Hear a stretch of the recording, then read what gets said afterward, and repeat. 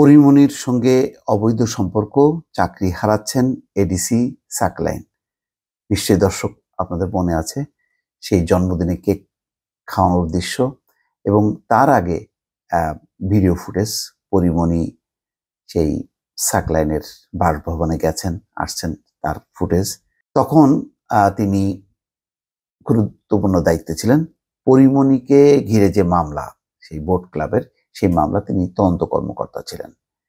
তো তদন্ত কর্মকর্তার সঙ্গে পরিমনির এরকম অন্তরঙ্গ দৃশ্য, তখন এটা নিয়ে হইচই পড়ে এবং স্বাভাবিকভাবেই ধারণা করা যায় যে পরিমনি মামলাকে প্রভাবিত করার জন্য এই কর্মকর্তার সঙ্গে সম্পর্ক করেছেন এবং এই কর্মকর্তাও হয়তো পরিমনির সেই ছলনায় পা দিয়েছেন।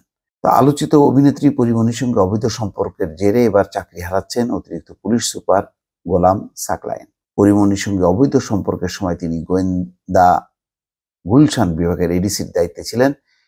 ঘটনা সামনে আসার পর তাকে পাবলিক অর্ডার ম্যানেজমেন্টে বদলি করা হয়। এরপর তাকে ঝিনাইদহ ইন সার্ভিস ট্রেনিং সেন্টারে অতিরিক্ত পুলিশ সুপার হিসেবে বদলি করা হয়েছিল।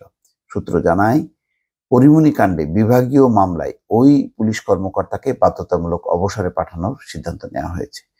গত 13 জুন স্বরাষ্ট্র মন্ত্রণালয়ের শৃঙ্খলা 2 শাখা থেকে উপসচিব রোকেয়া পারভিন জুই স্বাক্ষরিত এক আদেশে গোলাম সাকলাইনকে গুরুদণ্ড হিসেবে চাকরি থেকে বাধ্যতামূলক অবসর প্রদানের পরামর্শের জন্য নির্দেশক্রমে অনুরোধ জানানো হয়েছে। ওই আদেশে বলা হয়, বিভিন্ন সময় নায়িকা পরিমনির বাসায় এডিসি গোলাম সাকলাইন অবস্থান করেছেন বলে প্রমাণ পাওয়া যায় মোবাইলের ফরেনসিক রিপোর্ট দেখে। সূত্র বলছে, 2021 সালের 13 জুন বোট ক্লাবের ঘটনার পর পরিমনিকে ধর্ষণ চেষ্টা ও শারীরিক নির্যাতন করা হয়েছে বলে অভিযোগ আনলে মামলা হয়। মামলার পরদিনই আসামি হিসেবে ক্লাব নেতা ব্যবসায়ী নাসিরউদ্দিন মাহমুদকে রাজধানীর উত্তরার একটি বাসা থেকে গ্রেপ্তার করা হয়। তার সঙ্গে গ্রেপ্তার হন আরও কয়েকজন সহযোগী। মামলার তদন্তের অংশ হিসেবে পরিমনিকে গোয়েন্দা কার্যালয়ে ডেকে নিয়ে জিজ্ঞাসাবাদ শুরু করা হয়। তখনই ডিবির গুলশান বিভাগের অতিরিক্ত উপকমিশনার গোলাম সাকলাইন, তার সঙ্গে পরিচয় হয় পরিমনির। এরপর দুজনের মধ্যে শুরু হয় যোগাযোগ। নিয়মিত পরিমনির বাসায় যাতায়াত শুরু করেন গোলাম সাকলাইন। শিথিল, ডাকনাম সম্ভবত শিথিল, মাঝে মধ্যে গাড়ি নিয়ে বের হতেন দুজন।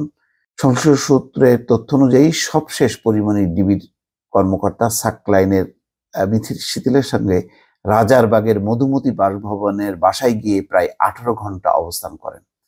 পরিমনি সেই রাজারবাগের মধুমতি বাসভবনে গিয়ে 18 ঘন্টা অবস্থান করেন। 2021 সালের 4 আগস্ট রাতে গ্রেপ্তারের পর পরিমনি অকপটে স্বীকার করেন সবকিছু। তারপরেই সাকলাইনের ভাগ্যের বিপর্যয় ঘটে।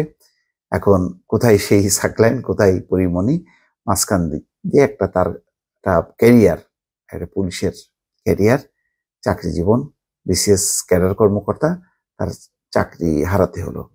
এই ঘটনা থেকেও পুলিশ কর্মকর্তা সহ সংশ্লিষ্ট সবারই অনেক কিছু শেখার আছে। দর্শক ভালো থাকবেন। আল্লাহ হাফেজ।